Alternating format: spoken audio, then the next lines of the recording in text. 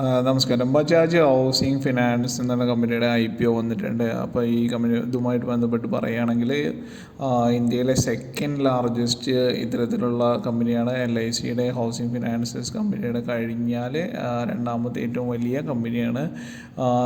ഇവരുടെ ഒരു സെക്ടറിൽ നോക്കുകയാണെങ്കിൽ ഏകദേശം 88.11 മില്യൺ കസ്റ്റമേഴ്സിനെയാണ് അവരിപ്പോൾ ഇതുവരെയ്ക്കും ഇത് സെർവ് ചെയ്യുന്നതെന്ന് കാണാൻ പറ്റുന്നതാണ്. അപ്പോൾ ഇതുമായി IPOയുമായി ബന്ധപ്പെട്ട് പറയുകയാണെങ്കിൽ open date 9 September 2024, close date 11 September 2024. പിന്നെ IPOയുടെ പ്രൈസ് റേഞ്ച് 66 മുതൽ 70 രൂപ വരെയാണ്. അതുപോലെ തന്നെ 214ഓളം ഷെയർ നമ്മൾ വാങ്ങേണ്ടി വരും. ഏകദേശം 14,124 രൂപയുടെ ഒരു ക്വാണ്ടിറ്റിയാണ് നമ്മൾ വാങ്ങേണ്ടത്. ഇനി ഇതുമായി ബന്ധപ്പെട്ട് മറ്റൊരു കാര്യം പറയാനുള്ളത്, ഇതിൻ്റെ എലിജിബിൾ ആയിട്ടുള്ളത് എല്ലാവർക്കും IPOയുമായി ബന്ധപ്പെട്ടുള്ള എലിജിബിൾ ആയിരിക്കുന്നത് ബജാജ് ഫിനാൻസോ അല്ലെങ്കിൽ ബജാജിൻ്റെ ഫിൻസർവിലോ ഷെയർ നമ്മൾ 2024 ഓഗസ്റ്റ് വരെ പർച്ചേസ് ചെയ്തവർക്കാണ് ഇതിൽ പിന്നെ ഷെയർ ഹോൾഡർ കോട്ടയിൽ നമുക്ക് IPO എലിജിബിൾ ആയിട്ടുള്ളത് എന്നുള്ള കാര്യം കൂടെ ഓർമ്മിപ്പിക്കുന്നു. ഇനി ഇതുമായി ബന്ധപ്പെട്ട് മറ്റു കാര്യങ്ങൾ, IPOയുടെ സൈസ് 6,560 കോടി രൂപയാണെന്നുള്ള ജസ്റ്റ് ഓർമ്മിപ്പിക്കുകയാണ്. ഇനി ഇതുമായി ബന്ധപ്പെട്ടുള്ള ഇവരുടെ മെയിൻ ഒബ്ജക്റ്റീവ് എന്തിനാണ് അവർ IPO ചെയ്യുന്നുള്ള, augmenting the capital base to meet future business requirement towards online lending, പിന്നെ അതുപോലെ ജനറൽ കോർപ്പറേറ്റ് പർപ്പസ്, അവരുടെ ഫ്യൂച്ചറായിട്ടുള്ള എക്സ്പെൻസസും മറ്റു കാര്യങ്ങൾക്കും വേണ്ടിയിട്ടാണെന്നുള്ളത് പറയാൻ പറ്റും. അപ്പോൾ ബജാജിൻ്റെ ഇതിന് മുമ്പുള്ള ബജാജ് ഫിനാൻസ് ആയാലും ബജാജ് ഫിൻസർവായാലും എല്ലാം തന്നെ ഒരു ഹൈ സ്റ്റേബിളായിട്ടുള്ള ഹൈ ഫണ്ടമെൻ്റലി ഹൈ സ്ട്രോങ് ആയിട്ടുള്ള ഇതാണെന്ന് നമുക്ക് കാണാൻ പറ്റുന്നതാണ്.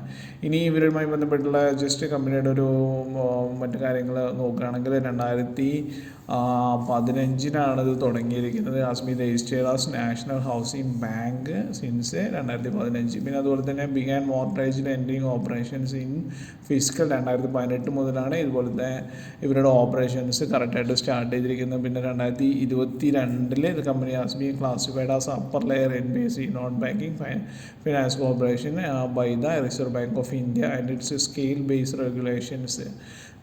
പിന്നെ ഇതുമായി ബന്ധപ്പെട്ട് ഇവരുടെ മെയിനായിട്ടുള്ള സെക്ടേഴ്സാണ് ഹോം ലോണ്, പിന്നെ ലോൺ അഗെയിൻസ്റ്റ് പ്രോപ്പർട്ടി, പിന്നെ ലീസ് റെൻ്റൽ ഡിസ്കൗണ്ടിങ്, പിന്നെ ഡെവലപ്പർ ഫിനാൻസിങ്, ഇത്തരം കാര്യങ്ങളൊക്കെയാണ് ഇവരുടെ മെയിനായിട്ടുള്ള സർവീസ് ചെയ്യുന്നത്. പിന്നെ അതുപോലെ തന്നെ ബിഗ് ബിൽഡേഴ്സിനും മറ്റും റെസിഡൻഷ്യൽ പ്രോപ്പർട്ടീസിനും മറ്റും ഇവർ അസിസ്റ്റ് ചെയ്യുന്നുണ്ട് എന്നുള്ളത് കാണാൻ പറ്റും.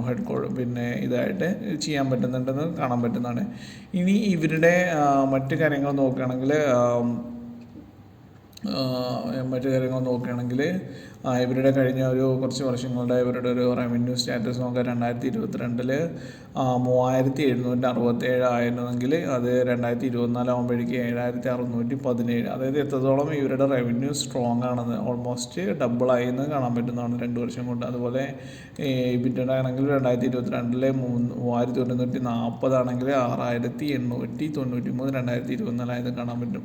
പിന്നെ അതുപോലെ തന്നെ പാറ്റ് പ്രോഫിറ്റ് ആഫ്റ്റർ ടാക്സ് 2022 709 കോടിയാണെങ്കിൽ 2024 1,731 കോടി, ഓൾമോസ്റ്റ് 2.5 ടൈംസ് ഇൻക്രീസ് ആയി കാണാൻ പറ്റും. ഇനി ബാലൻസ് ഷീറ്റിലെ ലയബിലിറ്റി നോക്കുകയാണെങ്കിലും 2023 ഇൻക്രീസ് ആയി, അതായത് 41,492 കോടി 2022 ആയിരുന്നെങ്കിൽ 2024 ആകുമ്പോഴേക്ക് 69,179. ബട്ട് ഷെയർ ക്യാപിറ്റൽ ടോട്ടൽ അസറ്റ്സും അവർക്ക് ഒരുപാടുണ്ടെന്ന് കാണാൻ പറ്റും. 48,527 2022 2024 81,827 കോടി രൂപയായിട്ട് കാണാൻ പറ്റുന്നതാണ്.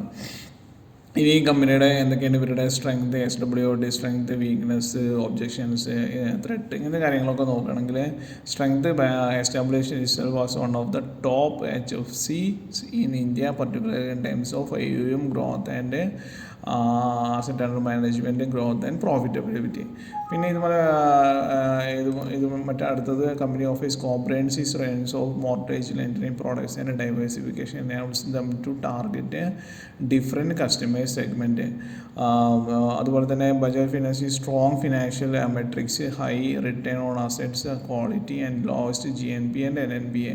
അതായത് നമ്മളുടെ ഒരു ലോൺ വെച്ച് അത് തിരിച്ച് കിട്ടുന്നില്ല എന്നുള്ള റേഷ്യോസ് എല്ലാം നോക്കുമ്പോൾ അത് ഏറ്റവും ലോവസ്റ്റ് ആണ് ബജാജ് എന്നുള്ളത്. അതായത് അവരുടെ എല്ലാ ലോൺ തന്നെ അവർക്ക് റിക്കവർ ചെയ്യാൻ പറ്റുന്നുള്ളത് മറ്റു കാര്യങ്ങളാണ് ഇതിൽ അറിയുന്നത്.